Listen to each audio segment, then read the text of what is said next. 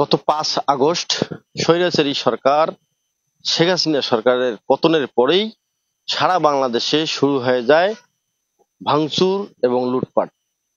সেই আলোকে লালমনিরহাটের হাতীবান্ধা উপজেলার সিঙ্গিমারি ইউনিয়নের 1 নম্বর ওয়ার্ডে এমন ঘটনা ঘটেছে।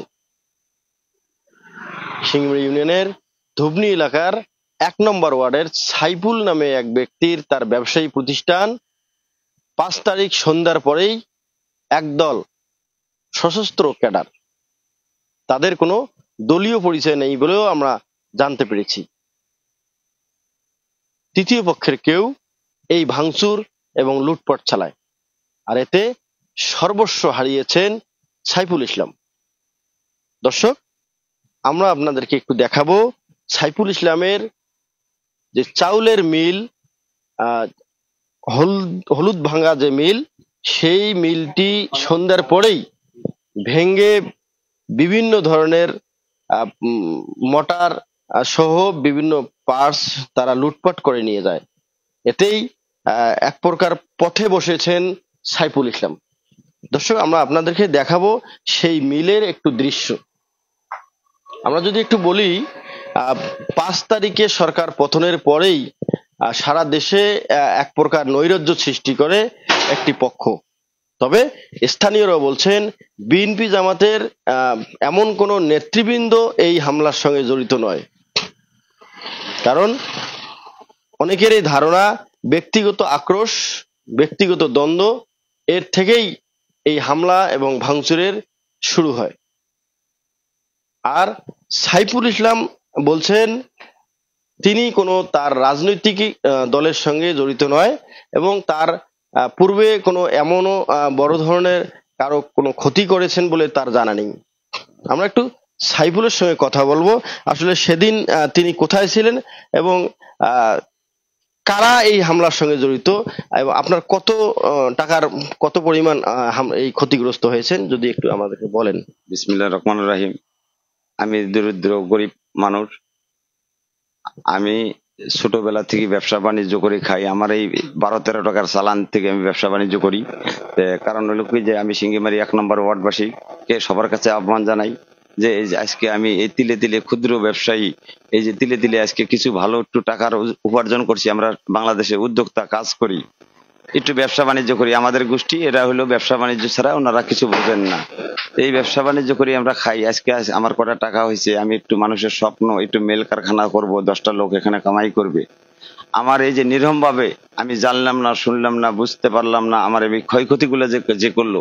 এই যে আজকে সরকারি একটা মিটার, সরকারি একটা কারেন্ট, এটা সরকারের দায়িত্ব, এই মিটারটা ভাঙলো আর এই যে 4টা মোটর নিয়ে গেল। আমি তো আর এই মেল আমি চালাইতে পারবো না, তাই আমি প্রশাসন থেকে বলছি যে আপনারা গুরুত্বপূর্ণ একটু তল্লাশি করে দেখেন যে আমার এই ভাঙচুর গুলা কে করলো।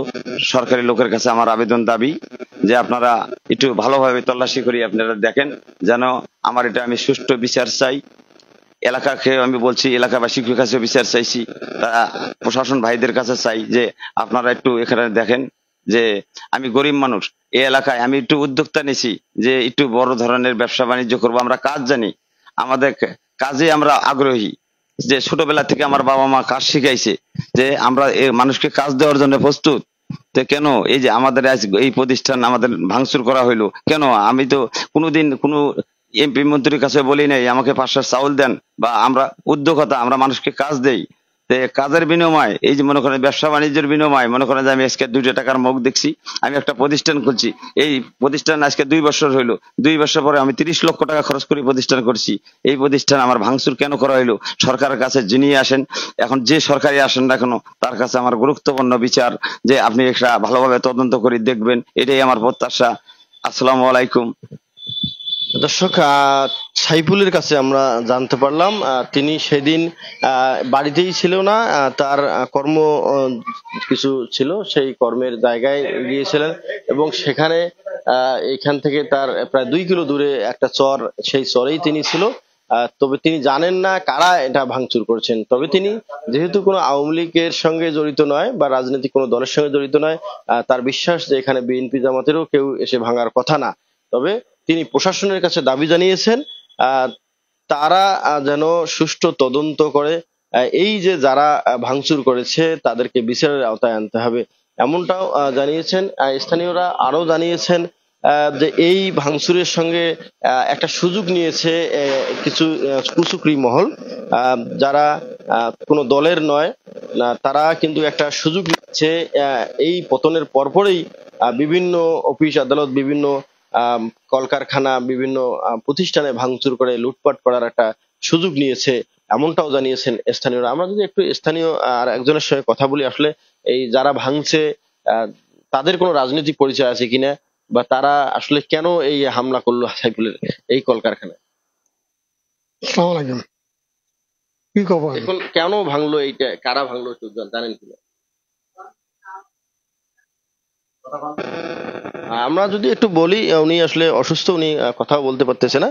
আহ, তো আসলে আমরা আরেকজন এই মেলে কাজ করে এক নারী, তার সঙ্গে একটু কথা বলবো। আপনারা আসলে তখন যখন ভাঙচুর হয় তখন কি আপনি এখানে ছিলেন কিনা বা কাউকে দেখছেন কিনা? না, এখানে আমি আসলাম না।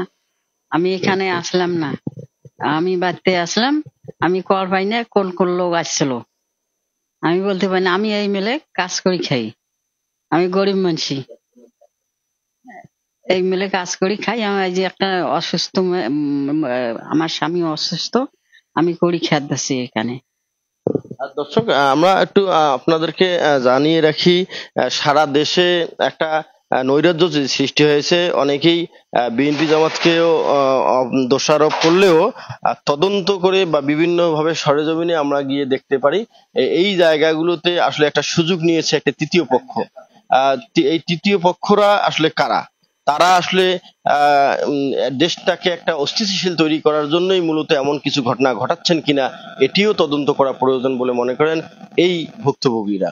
তারা মনে করছেন যে একটা সরকার পতনের পর নতুন করে সরকার এই দেশে আবারও আসবে, তারা দেশ ভালোভাবে চালাবে। আসলে ভালোভাবে চালানোর যে প্রক্রিয়া, এই প্রক্রিয়াটাকে বন্ধ করার জন্যই মূলত একটা তৃতীয় শক্তি কাজ করছেন বলে মনে করছেন স্থানীয়রা। তবে প্রশাসনকে সঠিক তদন্ত করে ন্যায় প্রতিষ্ঠার জন্যই আগামীতে যারা আর কোনো এইভাবে কোনো নৈরাজ্য সৃষ্টি করতে না পারে, তারা যেন দেশটাকে অস্থিতিশীল করতে না পারে, এবং এই পূর্বে যারা এই দেশ পরিচালনার দায়িত্বে ছিল, তারা দেশটাকে একটা নৈরাজ্যকারী দেশ এবং দেশটাকে বিশ্বের দরবারে যেন কোনো অস্থিতিশীল তৈরি করতে না পারে, এমন দাবি জানিয়েছেন এই ভুক্তভোগীরা। তবে আমরা একটু দেখাবো এই সাইফুলের যে কারখানা, সেখানে একটা বিদ্যুতের মিটার ছিল, সেটিও তারা নিয়ে গেছে, এবং এখানে মোটর ছিল, তার ধান ভাঙ্গা এবং যে হলুদ ভাঙ্গার যে মোটর ছিল, সেই মোটর গুলো আমরা একটু দেখাবো। সেই মোটর গুলো কিন্তু তারা ইতিমধ্যেই চুরি করে নিয়ে গেছে। সেই মোটর গুলোর দাম, এক একটির দাম প্রায় 1,75,000 টাকা করে দাম। সেই মোটর গুলো চুরি করে নিয়ে গিয়েছে। তবে যে ফিড মিল ছিল, সেই ফিড মিল গুলো তারা ইতিমধ্যেই চুরি করে নিয়ে গেছে। এই যে একটা চুরির যে প্রবণতা বেড়েছে, এখন দরকার প্রশাসনিক নজরদারি। তবে সাইফুল এমনও দাবি করেছেন যে প্রশাসনের যে আইন শৃঙ্খলার যে একটা ভঙ্গুর অবস্থা, ঠিক এই সুযোগটাকেই কাজে লাগিয়েছে এই হামলাকারীরা, এবং তারা মূলত একটা সুযোগেই সদ্ব্যবহার করছেন বলেও মনে করেন। এখন স্থানীয়দের একটা দাবি, তারা জানাচ্ছেন যে সরকারি বাহিনী যারা প্রশাসনিক দায়িত্বে থাকে বা আইন শৃঙ্খলা বাহিনী যারা রয়েছেন, তাদের কাছে একটাই দাবি জানিয়েছেন, এই কলকারখানাগুলো এমন যাদের আরো অনেকেরই ভাঙচুর হয়েছে, লুটপাট হয়েছে, তাদের এগুলো উদ্ধার করে সুষ্ঠু ন্যায় বিচারের দাবি জানিয়েছেন ভুক্তভোগীরা। M A Rahim, news channel 24, Lalmonirhat.